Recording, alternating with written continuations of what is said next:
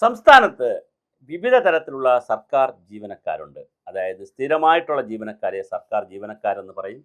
അത് കഴിഞ്ഞാൽ പിന്നെ വിവിധ തലങ്ങളിൽ ഉദ്യോഗസ്ഥ സംവിധാനമുണ്ട്. കരാർ ഉദ്യോഗസ്ഥരുണ്ട്, ദിവസക്കൂലിക്ക് വർക്ക് ചെയ്യുന്നവരുണ്ട്, പിന്നെ 2 3 വർഷത്തേക്ക് കരാറിന് വർക്ക് ചെയ്യുന്നവരുണ്ട്, ഓരോ വർഷവും കരാർ പുതുക്കുന്നവരുണ്ട്, എംപ്ലോയ്മെൻറ്റ് എക്സ്ചേഞ്ച് വന്നിരുന്നവരുണ്ട്, പ്രോജക്റ്റുകളിൽ വർക്ക് ചെയ്യുന്നുണ്ട്. ഇങ്ങനെ പല ടൈപ്പിലാണ് നമ്മുടെ കേരളത്തിലെ ഉദ്യോഗസ്ഥ സംവിധാനവും അല്ലെങ്കിൽ സിവിൽ സർവീസ് സംവിധാനമുള്ളത്. ഇതിൽ കരാറടിസ്ഥാനത്തിലുള്ള വലിയ മേഖലകളാണ് ഇപ്പോൾ കുടുംബശ്രീ.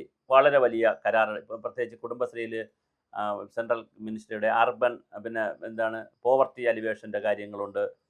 പിന്നെ അർബൻ റിന്യൂവൽ പ്രോഗ്രാം, കുറേ അധികം പ്രോഗ്രാംസ് ഈ കുടുംബശ്രീയിലുണ്ട്. അതുപോലെ തന്നെ പിന്നെ പിന്നെ വേറെ ആശാ വർക്കേഴ്സിൻ്റെ കാര്യത്തിൽ ഇങ്ങനെ ഓരോ സ്ഥലം എടുത്തു കഴിഞ്ഞാൽ വളരെ വലിയ രീതിയാണ് ഉള്ളത്. അതുപോലെ തന്നെ ദേശീയ നഗര ഉപജീവന മിഷൻ NUML എന്ന് പറയുന്ന സംവിധാനമുണ്ട്. ഇങ്ങനെ ഒരുപാട് സംവിധാനങ്ങൾ ഈ കുടുംബശ്രീയിലും മറ്റ് സംവിധാനങ്ങളിലുണ്ട്. ഇതെല്ലാം കേന്ദ്ര പദ്ധതികളാണ്. ഈ പദ്ധതികളിൽ പ്രവർത്തിക്കുന്ന കരാർ ജീവനക്കാരെ പലപ്പോഴും ഗവൺമെൻറ് മാറുമ്പോൾ അവരുടെ കരാറും അവസാനിക്കുന്നതാണ്. സാക്ഷരതാ മിഷനിലും അങ്ങനെ ഒരു പ്രശ്നമുണ്ട്, എല്ലായിടത്തും ഉണ്ട്. ഒരു വർഷത്തെ കരാറുള്ളവരുടെ കരാറുകൾ അവസാനിക്കുന്നതാണ്.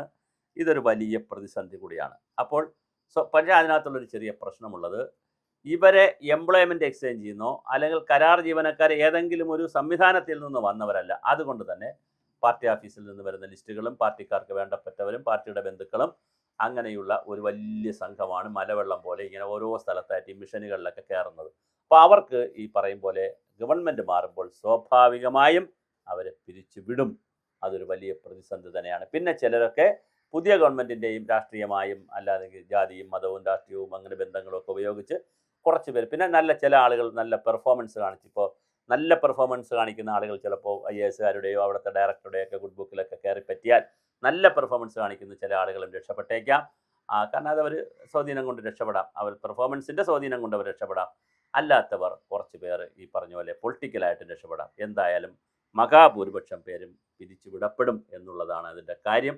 അതിപ്പോൾ എവിടെ എടുത്താലും പിരിച്ചുവിടപ്പെടും. ഈ കഴിഞ്ഞ ദിവസം കുടുംബശ്രീ മിഷനിൽ 134 പേരെ പിരിച്ചുവിട്ടു എന്ന് പറയുന്നു. പക്ഷേ നോട്ടീസ് പോലും നൽകാതെ പിരിച്ചുവിട്ടു. അതിൽ കാര്യമില്ല.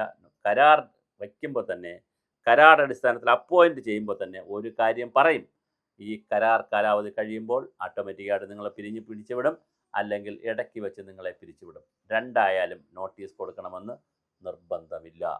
കരാറിൽ അങ്ങനെ ഒരു നോട്ടീസ് കൊടുക്കൽ പ്രോഗ്രാം ഇല്ല. കരാറിൽ നോട്ടീസ് കൊടുക്കൽ പരിപാടി ഉണ്ടെങ്കിൽ സ്വാഭാവികമായിട്ട് നോട്ടീസ് കൊടുക്കും. കരാർ തീരുന്ന ആളിനെ പിരിച്ചുവിടുന്നതിന്, കരാർ പുതുക്കാതിരിക്കുന്നതിന് എന്ത് നോട്ടീസ്? ഒരു നോട്ടീസിനും പ്രസക്തിയില്ല. അത് വെറുതെ ഒരു വൈകാരികമായി പറയാം എന്നുള്ളതേ ഉള്ളൂ. കരാർ ജീവനക്കാരെ പിരിച്ചുവിട്ടു, അത് ഒരു നോട്ടീസ് പോലും നൽകാതെയാണ്. പക്ഷേ നോട്ടീസ് നൽകാൻ പ്രൊവിഷൻ ഇല്ല, ആരും നൽകുകയുമില്ല. അങ്ങനെ പ്രൊവിഷൻ ഉണ്ടെങ്കിൽ അത് നേരത്തെ ഇവരെ കയറുമ്പോൾ ഇവർ വയ്ക്കുന്ന എഗ്രിമെൻറ്റിൽ, മുദ്രാപത്രത്തിൽ എഴുതി കൊടുക്കുന്ന എഗ്രിമെൻറ്റിൽ അത് പറയും: നിങ്ങളെ പിരിച്ചുവിടുകയാണെങ്കിൽ പിരിച്ചുവിടുന്നുള്ള കണ്ടീഷൻസ് ഇങ്ങനെയാണ്. അല്ലെങ്കിൽ കരാർ കാലാവധി കഴിയുമ്പോൾ, ഒരു വർഷത്തേക്കാണ് കരാർ വയ്ക്കുന്നതെങ്കിൽ കരാർ കാലാവധി കഴിയുമ്പോൾ സ്വാഭാവികമായിട്ട് അത് പിന്നെ നോട്ടീസ് കൊടുക്കണോ? നിങ്ങളെ കാലാവധി കഴിഞ്ഞിരിക്കുന്നു, അതുകൊണ്ട് നിങ്ങളെ പിരിച്ചുവിടുക ഇല്ലല്ലോ. സ്വാഭാവികമായിട്ട് അത് ഇൻവാലിഡ് ആവുമല്ലോ. കരാർ ഇൻവാലിഡ് ആയി കഴിഞ്ഞാൽ പിന്നെ വീണ്ടും നോട്ടീസ് കൊടുത്ത് ആ ഒരു പ്രോസസ്സിലേക്ക് പോകേണ്ട കാര്യമില്ല. എന്തായാലും വ്യാപകമായ ഒരു പിരിച്ചുവിടലുണ്ട്. അതെല്ലായിടത്തും നടന്നേക്കാം. ഈ ഡെയിലി വേജസിൽ വർക്ക് ചെയ്യുന്ന സ്ഥലങ്ങളിൽ ഡ്രൈവർമാർ, അറ്റൻഡർമാർ, പ്യൂണന്മാർ, അങ്ങനെ ഓഫീസ് അസിസ്റ്റന്റുമാർ, ഇങ്ങനെ വലിയൊരു വിഭാഗമുണ്ട്. പിന്നെ അതുപോലെ തന്നെ ഓരോ സ്ഥാപനങ്ങൾ എടുത്തു കഴിഞ്ഞാൽ, പിന്നെ ഭാഷാ ഇൻസ്റ്റിറ്റ്യൂട്ട്, ബാലസാഹിത്യ ഇൻസ്റ്റിറ്റ്യൂട്ട്, പിന്നെ അതുപോലെ സാഹിത്യ അക്കാദമി, വൈലോപ്പള്ളി സംസ്കൃത ഭവൻ, ഇങ്ങനെ കുറേ സ്ഥാപനങ്ങളുണ്ട് ഈ സംസ്ഥാനത്ത്. അവിടെയുമൊക്കെ ഈ പറയുന്ന പ്രതിസന്ധി വരാനുള്ള എല്ലാ സാധ്യതയുമുണ്ട്. പക്ഷേ ചില സ്ഥലങ്ങളിൽ അങ്ങ് തുടർന്ന് പോകും, ചില സ്ഥലങ്ങളിൽ പിരിച്ചുവിടലുണ്ടാകും. എന്തായാലും രണ്ടും സംഭവിക്കാം. അത് ഓരോ സ്ഥാപനത്തിൻ്റെയും മെരിറ്റ് അനുസരിച്ചും ഡിമാൻഡ് അനുസരിച്ചും പിന്നെ സർക്കാരിൻ്റെ നയങ്ങളനുസരിച്ചും പിന്നെ അവിടുത്തെ പൊളിറ്റിക്സ് എല്ലാം ഉണ്ട്. എല്ലാം കൂടെ ചേരുന്നതാണ്. അല്ല നമുക്കിപ്പോൾ അതൊരു ഒരു കോമണായി യൂണിഫോമായിട്ട് പറയാൻ കഴിയില്ല. അത് കേസ് ടു കേസാണ്.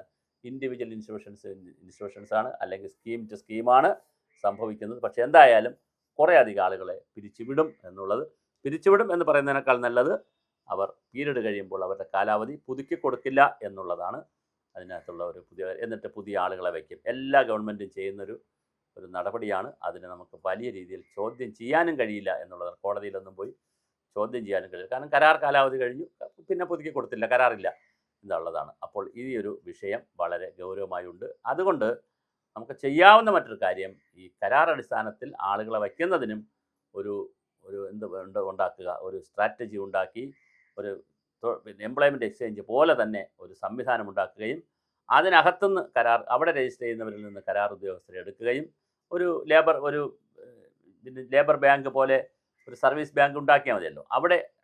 അവിടെ എൻട്രി ചെയ്യുന്ന ആളുകളിൽ നിന്ന് ആ പൂളിൽ നിന്ന് ആളുകൾ എടുക്കുകയും അവരിൽ നിന്ന് ഈ പിരിച്ചുവിടുന്ന കരാർ തീരുമ്പോൾ ഒരു പെർഫോമൻസ് അപ്രൈസൽ വയ്ക്കുകയും ആ പെർഫോമൻസ് അപ്രൈസലിൽ ജയിക്കുന്നവർക്ക് വീണ്ടും കൊടുക്കുകയൊക്കെ ചെയ്യുന്നത് കുറച്ചുകൂടി ഈ കരാറിൽ വരുന്നവർക്കുള്ള ഒരു സുരക്ഷിതത്വമായിരിക്കും എന്നുള്ളത് മാത്രമാണ് നമുക്ക് പറയാനുള്ളത്. അല്ലാതെ ഒരു ഗവൺമെൻറ് വച്ചു എന്നുള്ള ഒറ്റ കാരണം കൊണ്ട് അവർക്ക് തുടർന്ന് പോകാൻ കഴിയില്ല. കാര്യം പുതിയ ഗവൺമെൻറ്റിലും ഒരുപാട് വെള്ളം കോരിയവരും വിറക് വെട്ടിയവരും ഒക്കെ കാണും. അതുകൊണ്ടാണ് എപ്പോഴും പറയാറുള്ളത്, സർക്കാർ സർവീസിൽ 2 തരം ജനങ്ങളുണ്ട്. ഒന്ന് പെർമനൻ്റ് എംപ്ലോയീസ്, 2 കരാർ ഉദ്യോഗസ്ഥർ എന്നല്ല നമ്മളൊക്കെ പറയുന്നത് ഫ്ലോട്ടിംഗ് പീപ്പിൾ. അവർ ഫ്ലോട്ട് ചെയ്ത് ഒഴുകി നടക്കും. അവരനുകൂലമായ ഗവൺമെൻറ് വരുമ്പോൾ അകത്ത് കയറും, പ്രതികൂലമായ ഗവൺമെൻറ് വരുമ്പോൾ പുറത്തിറങ്ങും. അപ്പോൾ ദീസ് ആർ ഫ്ലോട്ടിംഗ് പീപ്പിൾ. അപ്പോൾ ഫ്ലോട്ടിംഗ് പീപ്പിളും കൂടി ചേർന്നിട്ടാണ് എപ്പോഴും ഒരു സിസ്റ്റം പ്രവർത്തിക്കുന്നത്. കേരളത്തിൽ ഫ്ലോട്ടിംഗ് പീപ്പിളിൻ്റെ എണ്ണം വളരെ കൂടുതലാണ്.